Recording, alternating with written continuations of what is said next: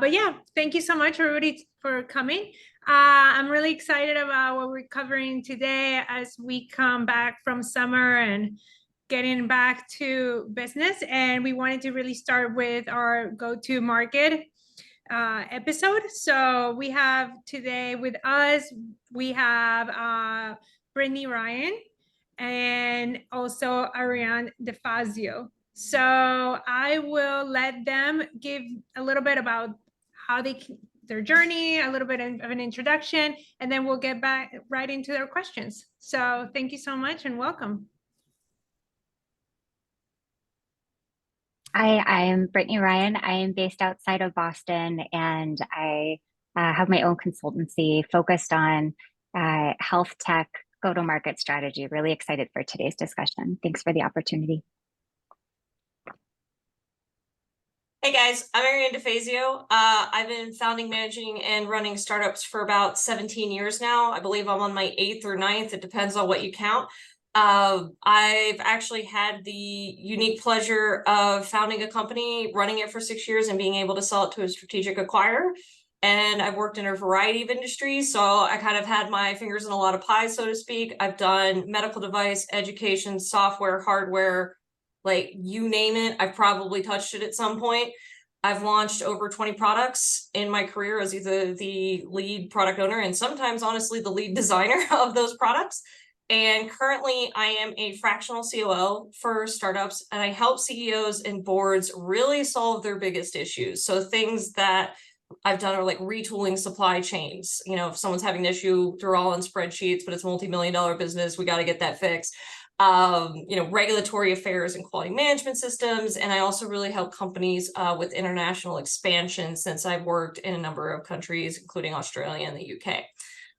So that is my spiel for this morning, and I'm stoked to hear you guys' questions. Great, thanks so much. And just for those who are first time joining us to our Founder Hour, we do this mostly on a monthly basis. And the goal and the purpose that She's Independent and your cohort had was to have a place for both founders and leaders to be able to ask questions as we're having this conversation. So you don't have to wait until the end. If you have something you want to talk about, please feel free. And then at the end, obviously, we're going to leave some time to answer any of your questions.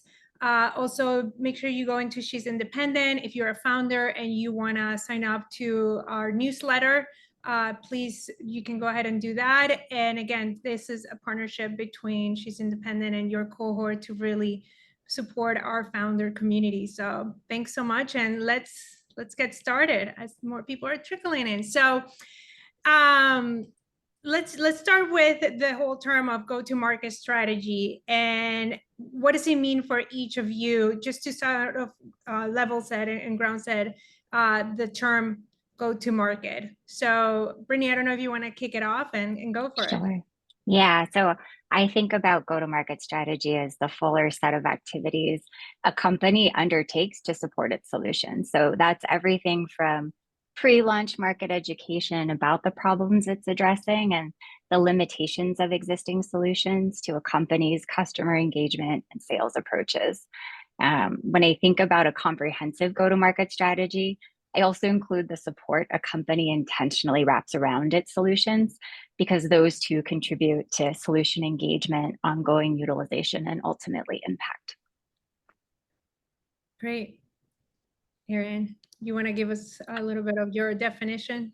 Yeah, so very similar to Brittany. Again, I think when we throw the word go-to-market around, and I think this is mostly investors' fault, we almost always are talking about sales and marketing, but that is not actually what a GTM is. There's many other things that go into that, such things as, your supply chain, fulfillment, your product life cycle, shipping, regulatory concerns. These kinds of things are all part of your go-to-market strategy.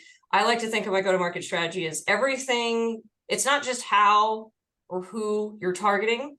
It's once you convince that person to buy, how are you going to make good on that promise? And that, to me, everything that's involved in making that promise come true is your go-to-market strategy.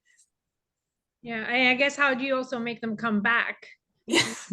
Because it's great they came once, but the idea would be, how do you make that strategy just keep working so that you get that reoccurring.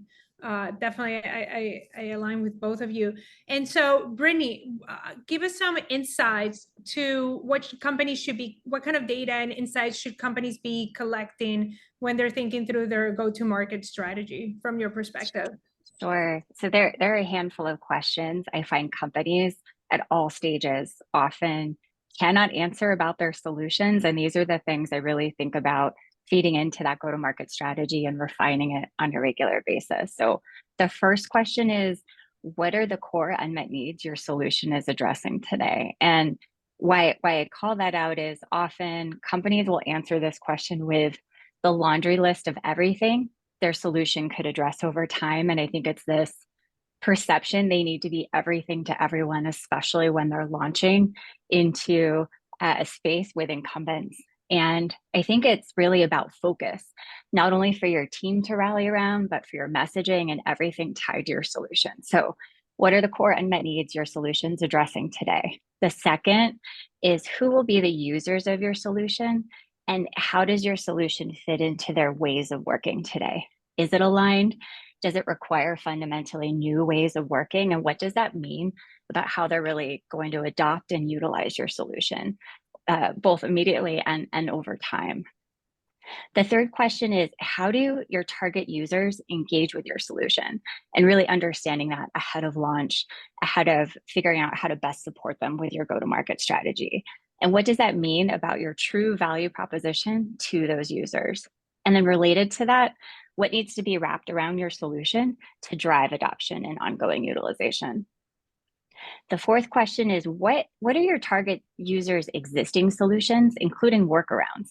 So everyone's come up with ways to solve problems that aren't the prettiest, but sometimes they're sufficient and they don't need a fancier solution to get by.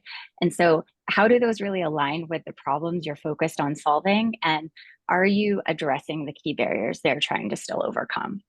And the final question is, how are those existing solutions competing in the market today? And how is your solution differentiated against those? And what else do you need to do to further stand out and compete effectively? Got it. No, that's really what would you say is, out of all the solutions, all the questions that you've said, which ones do you see being the one that people really skip over or don't give it the right Yeah, value at the time of doing that? yeah. Yeah, I think amazingly to me, and this is for companies who have been in the market for years and those just launching, many teams really don't understand how their solution gets utilized. And you could attribute that to, well, it's not fully built yet and they can't possibly know, but there's a lot you can learn as you're building the solution, including how your solution will fit into the day-to-day lives of users. So that's often a gap for teams many years into the market, many stages of funding later, and it's a pretty critical insight to not only understand whether you're really addressing the problem you think you are, but effectively engaging and supporting that user once your solution's launched. Yeah, that gives me other questions, but I know we're getting into them, so I'm not even going to jump ahead. And I will actually pass this and segue into Arieann. What do you think are the common mistakes you've seen companies make in respect to how insights are being gathered and observed? And this is probably one of my favorite questions because it goes back to data.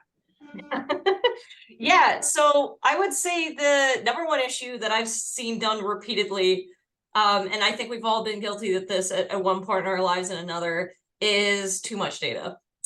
More data is not always the answer. What usually ends up happening is people get really excited and they're like, oh, we need to collect, like, I don't know, these 40 points of data. And it's like, without really any thought about, like, well, how are we actually going to collect that? And why do we care about those numbers? I mean, it feels good and it looks good. But what I have noticed is it's just not really helpful for decision making at all. Like you just end up with analysis paralysis at some point, or you kind of burn your team out because they really don't understand why they have to go collect this number every month and it doesn't make any sense. So I would say that the biggest issue is most of the times people just kind of go overboard with data, where you can pick a few key things and just really understand why those are important to you and what you're looking for, like having a goal. and then having a regular cadence on how you check this stuff. So one of the other issues I've seen is not only too much data, but inconsistent. So instead of setting up a cadence where you're like, all right, every quarter, last Thursday of the month, whatever it is, we look at this data, here's the data, we know why we want to collect this data, we want to know what the goals are, and we have a discussion about like why we're not meeting those goals, or maybe we did. Is that indicating that we should use a different sales channel? Is this indicating that our product market fit is not there? Do some stuff, make some changes, and in another 3 months we come back to it, kind of thing. So having a cadence and being really clear about why and how you're going to use this data is incredibly important. And that's the thing I see missed a lot. I would even, maybe you've seen this too, where sometimes the data is being collected and it's being used by a certain department or team, but it's also not aligned with sales or marketing. And then I've seen that where not everybody's looking at the same data. You have one part of the business looking at one, and then you have another part of the business looking at another. And then not that misalignment really impacts the go-to market at the end of the day. And I don't know if you guys have experienced that. I personally like to set up KPIs on levels in companies. So like I do think everybody does care about something. Like what a board cares about and what your senior dev cares about are very different things.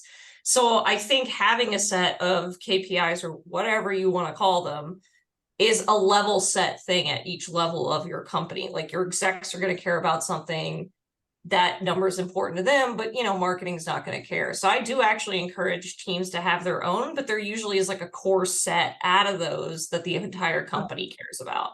Correct. Yeah. Completely agree.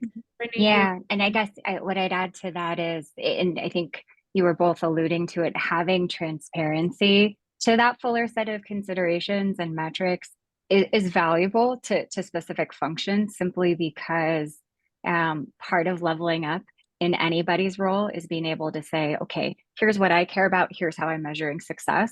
But as I go to the leadership team, as I go to different audiences, as I help the leadership team prepare for a board meeting, here are the metrics that are top of mind for them, and really being able to think beyond my specific function as a marketer or as a sales leader, and take into account the fuller set of considerations they're making is critical. So transparency enables that, and also just helps for that cross-team alignment, as we were talking about. Yeah, that very good points. And so I guess that makes me go to our next question, which is, how should companies think about the time that it takes for their go-to-market strategy to produce results? I know, especially when it comes to early stage startups, everything had to happen yesterday. And so I'm wondering, from both of your perspectives, how should they consider timing, and what's success around timing for their go-to-market strategy? And then also, what is the broader consideration or the top of mind of, like, as you guys are thinking through this? Yeah, I would say it's always going to take longer than you think, is what I would say. Often, and again, when we're making our forecast, you got to make forecasts, right? Like, we got to have some sort of goals. But more often than not, when I see people make goals, you're kind of just, it's literally grabbing a number out of the air most of the time. You're like, I don't know. And for whatever reason, it always seems to be 100. I don't know why that is, but every CEO loves the number 100. So that always becomes like, we're going to sell 100 in the first month, and then it's going to go from there. What I will say is that never happens. I've not yet seen it happen. And it's going to take a lot longer to think. Usually, if you're a direct-to-consumer product, whatever you think it's going to take you, add 6 months to that. And that's probably when you're going to start getting to like any sort of real revenue. And the reason for that is because you can do everything 100% correct. You can do all the market research. You can do, your marketing team is 100% ready to go on launch day, but there's just real world factors that you cannot know about until you launch. And it's going to take your marketing team about 3 to 4 months to get through that, like tweaking the messaging, tweaking the channels, tweaking ad spend, things like this, to kind of help start getting those sales coming in.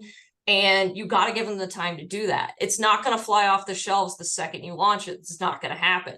So planning around that is very important. And I think one of the other big issues that I see is that founders will plan to have revenue when in reality it almost never happens. And this becomes an issue because now you have to go out and raise more funds. Now you have a gap. Now you're having to do a bridge round at a lower valuation. So my number one piece of advice I usually give founders is like, just assume you're never going to make money and raise the money you need, assuming that. And then if you make money, fantastic. Now you could skip a whole funding round. Now you got a better story. It's a much better position to be in than assuming you're going to make a bunch of revenue and then not have it and then have to go out and do a bridge round. Correct. I agree. Brittany?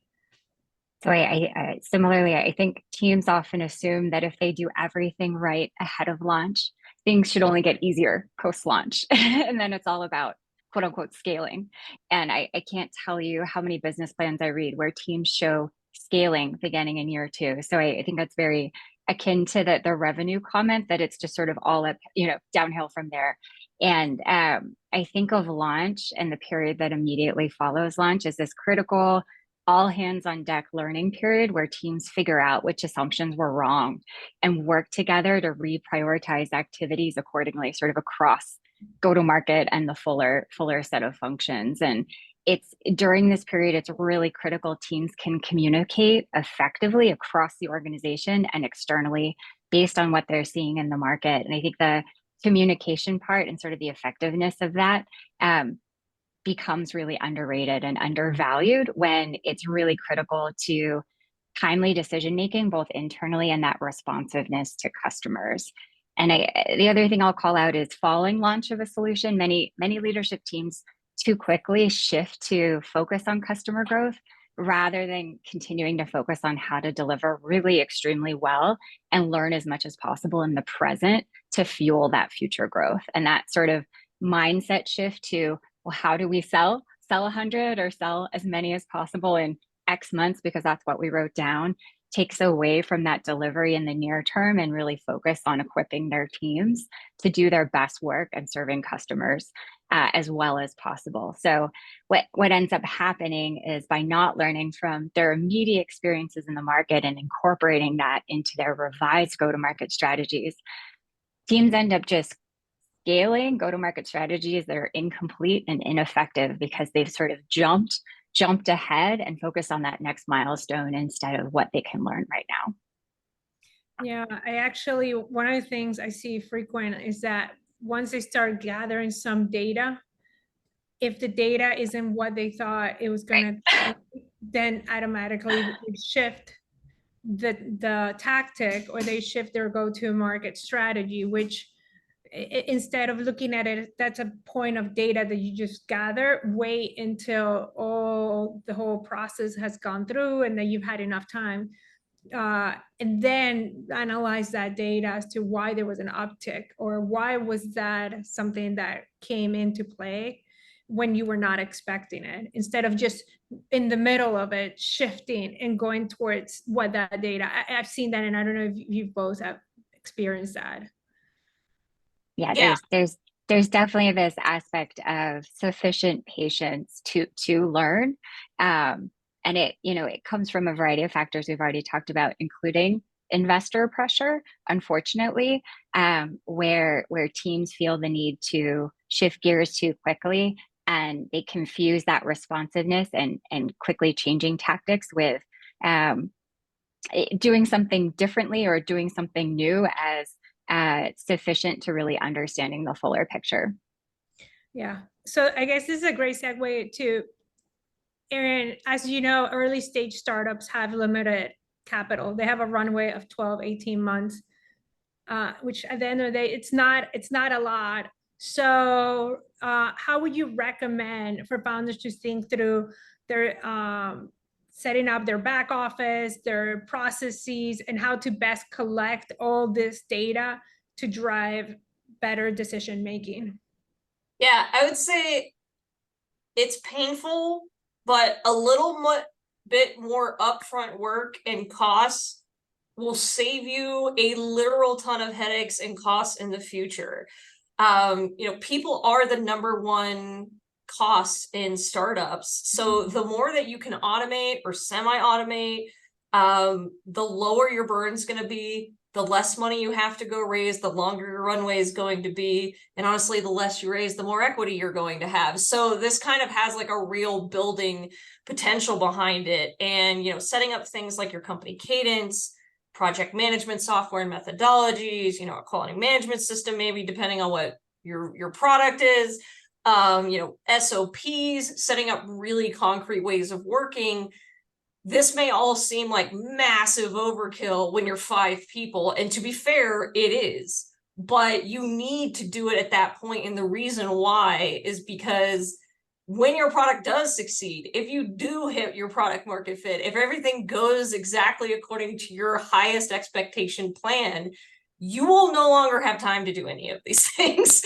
And you will just be so busy trying to keep up that you won't be able to set up these systems. And what ends up happening is, instead of having, you know, a great process around how customer feedback is getting back into your product team, they're just going to hack it together. Like, people, kind of what Brittany said, people will find a way. So if you don't lay that way out, and this is how we work in this company, this is how we do things, here's the KPIs we track, here's why, here's how often we look at them, people will just start doing things, and they will do things that's the best way and most convenient way for them. And then they'll teach all the new hires their way. So it's better to have the way that, be very intentional about how you want your company to work, and start that when you're like just a couple people, because every successive hire then gets trained on this way of working, as opposed to it just randomly happening. I think, going a little off topic here, but when people think about culture, you know, this is something that's very stressed to startups. You gotta have a good culture, people bring in consultants to like do culture or whatever that means. But I think culture to me is actually setting up your processes, because if you don't, the culture is just going to be whatever it is. Like, it's just going to happen. Whereas if you are intentional about setting up how you want this company to run, the processes behind it, your philosophies behind these things, then it becomes only the people that want to do those things or are capable of doing those things fit into that box, and you end up building the culture intentionally. So I actually think process comes before that. And it's hard because you do have to spend money and time on things that don't really seem that necessary at the time. Like, you're like, most people are like, I'm 5 people. Why do I need to have like a whole way of developing products and projects and things like that? It's like, well, because you don't need it today. You're going to need it a year from now. And it's going to take you that long to get it right and get it figured out and get everybody on board.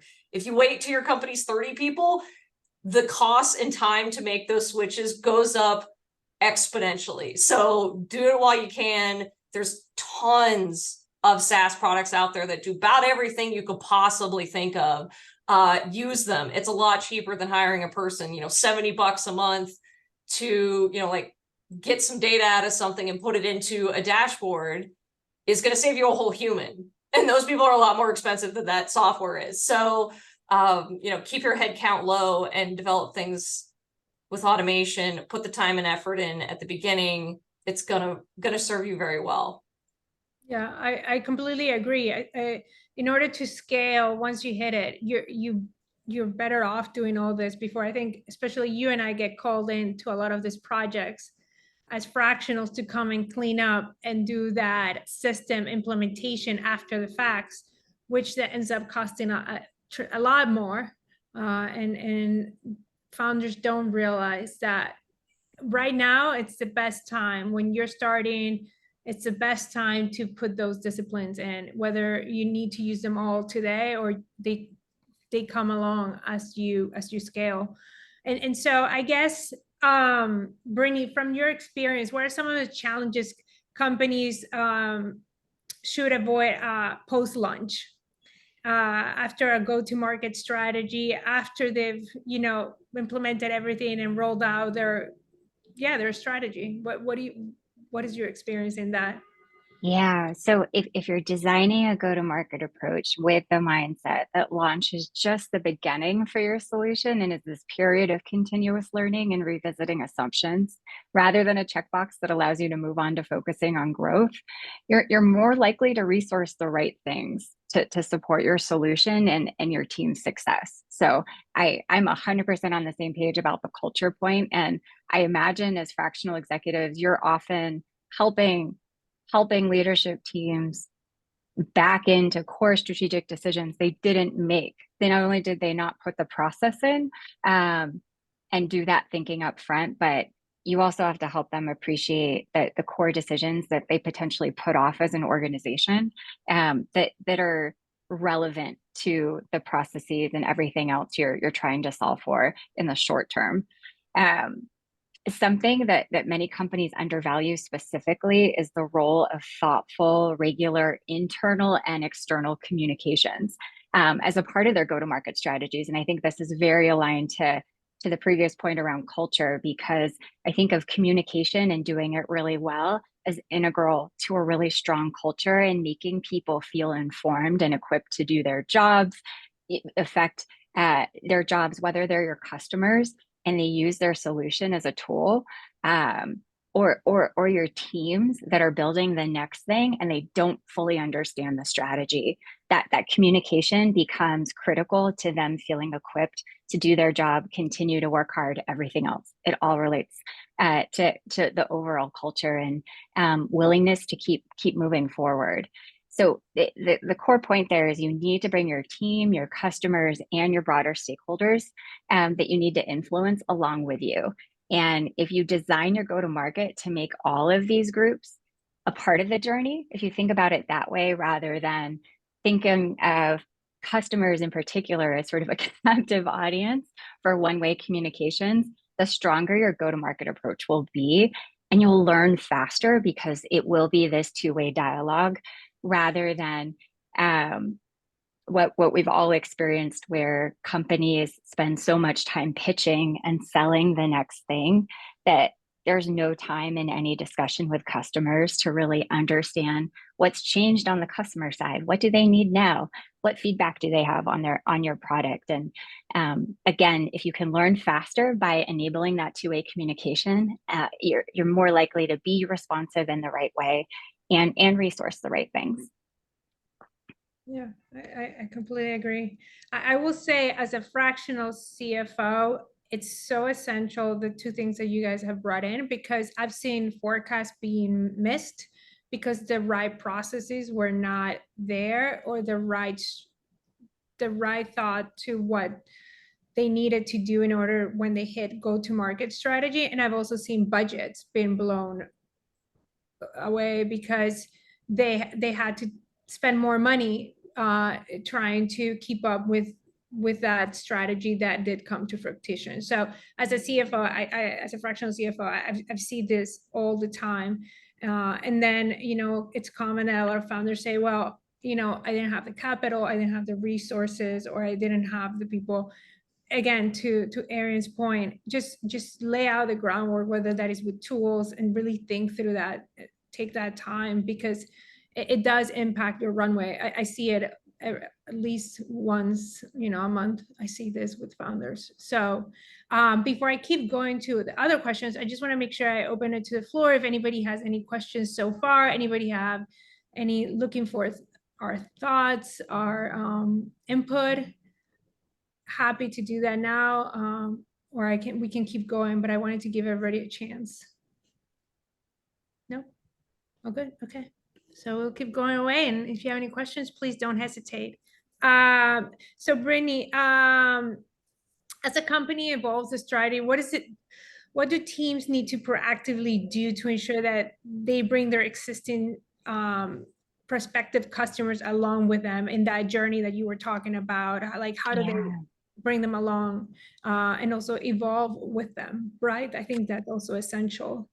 Absolutely. So I believe very strongly that everyone supporting a solution internally and externally, including channel partners, needs to be aware of the expectations a company has set with customers. I think that's a core foundational piece of it.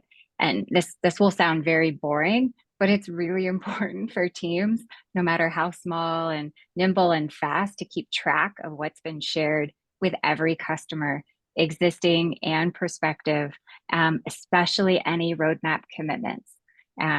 We've all been in meetings where a customer asked for something and said, you know what, I could sign this contract tomorrow if you can promise me these things. And the company just says yes and commits to them and then doesn't think about them for another year. And so part of what I think about is your customers may be planning around the commitments you've shared, whether or not they tell you they're doing so, and failing to meet those commitments may not just result in losing engagement from current users and future sales to the buyers within that customer, but may come with broader reputational damage, including peer organizations that you assumed you would sell to down the road. And what I've found is often companies make pretty decently sized changes to the problem scope they're solving, and that naturally results in a very different set of priorities, both in terms of product development, service support, and other areas. And I think companies need to take the time to evaluate how any strategy changes affect the commitments that they've made to customers and the messages out there in the market about what the company is all about and what the company will intentionally solve for over time. And then, reconciling that alignment and figuring out what the new messages need to be, back to that communication point and making that very intentional. I think it's important to communicate across parties, again, internally and externally, about the key shifts you made and what it means for each audience. I think about this as, from the perspective of an employee, a customer, an investor. Whenever I hear about key strategic changes as an employee or a customer or investor or partner, I want to immediately know what it means for me, if anything, including, since to the point about customers planning around the commitments you make, they've moved forward assuming they can rely on you. If that's no longer the case, you need to help them change their plans accordingly so they're not caught by surprise. The final thing I want to call out about this is some leadership teams choose to intentionally minimize transparency around strategy shifts with the fear of being perceived as wrong or incompetent. And this really serves nobody well, including the leaders themselves. Strategy changes mean you're learning and evolving your business, which is why you're in charge to begin with. And what I'd say to founders is, rather than worrying about how you'll be perceived as a leader, focus on the fact that your team, your customers, your partners, and others cannot succeed without knowing what's changed and the rationale. So equip them to succeed and your team to succeed by maintaining transparency and providing timely communication so they feel supported. Yeah, completely agree. Arieann, I don't know if you want to add something, but I definitely have a question that is targeting to you. What was the question? The one I wanted to go in with you is about determining the best KPIs based on what Brittany has said, and based on what we've been talking about. It all comes around to, again, collecting the data, understanding that data, and then how do we determine, again, to your point, not having 40 points to track, what are the best KPIs that we should be measuring when we do go to market?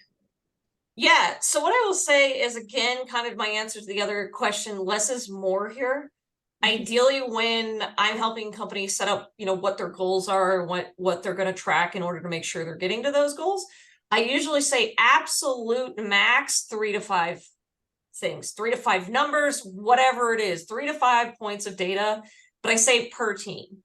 So, or per level, per company. So like maybe the board has 3 to 5 things they care about. The exec team has 3 to 5 things they care about. The product team has 3 to 5 things they care about, right? Each team should be encouraged to make their own decisions around this. Because again, the different levels of the organization care about different things. I think there should be no more than 10, and I mean it, no more than 10 core KPIs across your entire company. If you're doing more than that, you're probably not going to make a decision off any of those. Because you're not going to be able to actually analyze that data. You don't have time to analyze that kind of data. So, having 3 to 5 and then making the teams part of this. This isn't something that should come on from high. This is something that they should figure out themselves. And you guys should come together with the discussion about, most importantly, and Brittany kind of brought this up in her last answer, the rationale behind the KPIs is incredibly important. So, we're not just tracking revenue to track revenue. We're tracking revenue because, we need to make sure this is higher than our ad spend or we're in trouble. You got to give a 1 to 2 cents. And I usually have it on a big board with all the KPIs. So while each team is responsible for only 3 to 5, or only cares really about these 3 to 5, they can see all the other ones, just in case they want to. But next to that number is also, here's why we're tracking that. And then next to that number is, here is our goal for the month, quarter, year, whatever it is, whatever you set up your cadence to be time-wise. So people have like context on this, because just collecting numbers doesn't do anybody good. In fact, what I've seen that do to people is they just completely disengage from the concept of a KPI, and they become effectively useless, because they're like, all I'm doing is checking a box at the end of the month. I have to go track this data down. I put this in a spreadsheet. We never discuss it. Everybody will just start disassociating from this, and then it becomes very much a useless exercise, and you don't have time for useless exercises. So again, while the exact KPIs will depend on your business, so I can't give you an answer here and be like, you should track these 10 things, because honestly, it depends. It depends where you're at in your company's cycle. It depends who your team is. It depends what your product is. It depends who your customers are. So you can look online, though. There's usually, if you Google like a master list, if you're having a hard time thinking about them, there's tons of lists online where you can go, oh yeah, I really like that one. Also, another thing to consider, keep in mind that there's two types of indicators, leading and lagging. Most people, when they set up KPIs, will set up lagging indicators. So for example, sales is a lagging indicator. That's like the last thing that happens, right? So if something's going wrong upstream, you're going to have absolutely no clue until you start noticing your sales numbers are going down. And then you're going to have to backtrack and figure out why that's happening, because it already happened. Whereas if you have like what they call leading indicators, that something might kind of give you a heads up before you start to see your sales numbers go down. So I like to think of KPIs as kind of like looking at the dashboard of your car. Like, what are your RPMs? What temp is your engine at? Things like that. Those are indicators that'll let you know before something goes wrong, and you should set up as many of those as you can. So I usually like to say do half leading and half lagging. And that way you'll have a nice balance of, kind of trying to see into the future and also tracking what's already happened. Yeah, that's actually, I love that. Even that metaphor, it's a great one. I'll add to that also that definitely your KPI should have whatever you promised the investor. So if you told the investor you were going to do X, Y, and Z, they're going to ask you, they're going to come back and ask you, where are you with X, Y, and Z? So for sure, part of your KPI should be that. So you're not just tracking that for your quarterly report to investors or whenever you're doing that communication. Make sure that part of your KPIs is whatever you promise the investors and whatever you're sort of calling out on your deck. Yeah. So that's an incredibly important point that I did forget to mention, is that these KPIs should be based on your goals, which means you have to figure those out first. So, the board and the CEOs and the executive team should be like, this is where we're going. Here are our goals and here's why. And then give that to the teams and be like, okay, here's where we need to get to. You tell me how we're going to get there. And also, how are we going to set up a dashboard to make sure we're going to get there? What are we going to track to make sure we're on track or off track? So it always starts with your goals. Yeah. That's an incredibly important point. Definitely. And so one of the not last questions, still have two more, but for both of you to participate and answer, early stage companies, and this is something I'm seeing a lot, especially in the current market we're in, they tend to do pivots. And one that is happening a lot in this market is that people are realizing that D2C has a huge marketing capital requirement. So a lot of are now testing this B2B, moving into the B2B market. And so I'm wondering, what is your recommendation when doing a go-to-market strategy, especially if you've already established some business or some revenue or some type of customer on the D2C side? You don't want to just run and abandon that and now shift the entire company into a B2B model because you found that might have a better outlook or has a bigger recurring revenue. So I'm just curious, how do you manage a pivot and make sure you're being capital savvy? I can start us off. I guess one observation is many companies end up making this shift because they lacked key customer and market insights that should have been foundational to their go-to-market approaches. Unfortunately, not because something fundamental in the market shifted. And so two thoughts on things to keep in mind as you pivot. The first is changing your customer target does not on its own equip your company to succeed with your new customer target.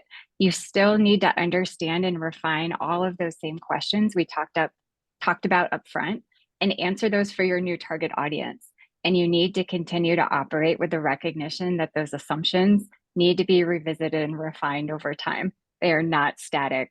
Making the decision to change target customers does not sort of free you up to do things differently in that regard.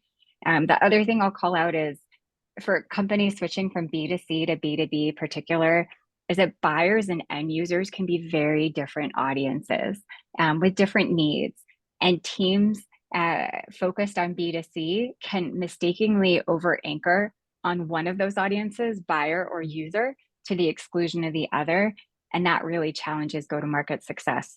You need to develop an understanding of both and the fuller set of stakeholders you're serving in that B2B context and figure out your value to each audience. Sharing the same set of messages about your solution with your new audience, which is a typical approach, may not be effective, and you need to revisit the fuller set of tactics within your go-to-market approach once you solidify your understanding of the relevant stakeholders. Arieann, any thoughts? Yeah, what I would say is this is not a minor switch. So I think people do this a lot where they're like, okay, and kind of to our point we were talking about earlier with the sales strategy, and it's gonna take longer than you think. I think there's just panic and anxiety that develops when you're not hitting your targets for the first 3 months that you went to market with, or this arbitrary 100 number you came up with, you're not meeting it. Something must be wrong. Maybe we should go to B2B. Maybe that's the answer. Maybe this isn't a D2C thing. Again, this is why knowing why you're tracking something, what your goals are, and your cadence for analyzing and responding to that is incredibly important, because it'll stop you from making emotional knee-jerk reactions like this. Because moving B2C to B2B or D2C, whatever you want to call it, it's starting all over. You're literally starting at zero again. Even if you have a product, what are the chances that that product that works for a single individual is going to work for a company? Almost none. Like, there's very few products that work that way. You may be thinking, well, it's a distribution thing. That's different. That's not really B2B. That's you using a B2C model, but using distributors or using like large retailers like Target or something. That's not really B2B, but that also includes a lot of things you're going to have to switch. So I would say that it's literally starting over, and you have to restart your customer discovery process. You have to understand your new personas. You have to understand your new requirements for your product. You probably have to build a completely new product, or at least tear it down almost to the bones and rebuild it, which is going to take you at least a year. You have to redo your messaging, who you're talking to. Your entire marketing team basically needs to switch, because everybody you hired is probably a D2C person, and they're not the same. So are you now getting rid of your entire marketing team and bringing in ones that specialize in B2B, or bringing in a sales team? Like, it literally is almost just restarting the company. So that's why I really discourage people from making this switch, especially when you've only been in business for let's say your market's been out for 6 months. Don't panic. It's only been 6 months. Switching to B2B is not the answer here. It's just digging in. You made this product, and it's either going to work or it won't. And then I think that's the emotionally hard part for founders, is at some point you do have to put a stake in the sand, and you might be wrong, and your company might fail because of that. But if you try to do both, because I see companies do this as well, where they're like, oh, well, we're just going to have half the company focus on this and half the company focus on B2B. Well, you're only 5 people, 10 people, 20 people. That's a lot to put on a team to do both. So, pick one and stick with it, for a year. And if you're still not seeing issues, or if what you're seeing is customers are coming out of the woodwork to you in a complete, from a B2B perspective, in a completely different area, maybe you were just wrong about your product market fit, and there's customers ready to go, and you can make the changes to the product. But unless you're seeing that, I don't see many reasons why a D2C company should switch, because it's literally a completely different company. Not to add, and there's actually a question which I want to answer, but not to add that your cash flow is going to be impacted, because most B2B, the payment, you won't get payment until 90, 150 days. Yep. So that shifts your entire cash flow and your entire forecasting and budget. So that's something that a lot of times not thought about. But there's a question that I want to make sure we answer. So did you ever see success around being able to market B2B and B2C if it's a multi-platform product? I have not. Multi-platform meaning what, Alex? Meaning that it's doing both. It's doing the B2B, B2C. Oh, I've seen it if that's the way you designed it. Back to Ariann's point, if that's how you designed the product from day one, sure. I have seen it. But if you're doing that shift, I have not. But I don't know if you guys have seen that. I've only seen it done in stages after there's sufficient traction with one approach, and teams feel like there's sufficient resourcing and bandwidth to take on that other customer approach. So no, it's a really great question. I'll have to think about that more, but not to date. Yeah. Oh, go ahead. I was gonna say, I really haven't seen it, but what I have seen work is kind of what I mentioned earlier, where you go from purely an e-commerce kind of situation, and then you merge that into more of a normal retail situation. It's kind of B2B light, if you will, because it does like change some things. It'll change kind of how your supply chain works, because the person maybe you got to do fulfillment is okay with sending 2 boxes to an individual, but they have no idea how to send 50 pallets to Walmart, right? So I've seen them transition to more of like a working B2B, B2C kind of thing with the middleman, but I've never really seen anybody successfully pull off a true D2C and B2B situation at the same time, mostly because you just straight up don't have the resources for that.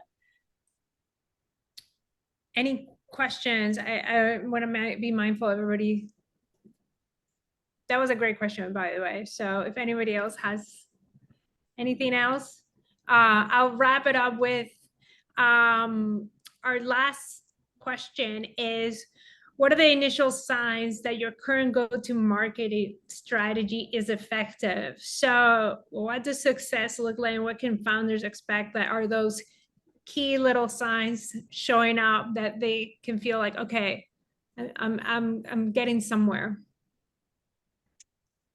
So to continue the theme of leading and lagging indicators, perhaps, which I love, I want to share two indicators that I think are very important, but perhaps underrated for teams. That the first is that customers are sharing timely and candid feedback with you on your solution.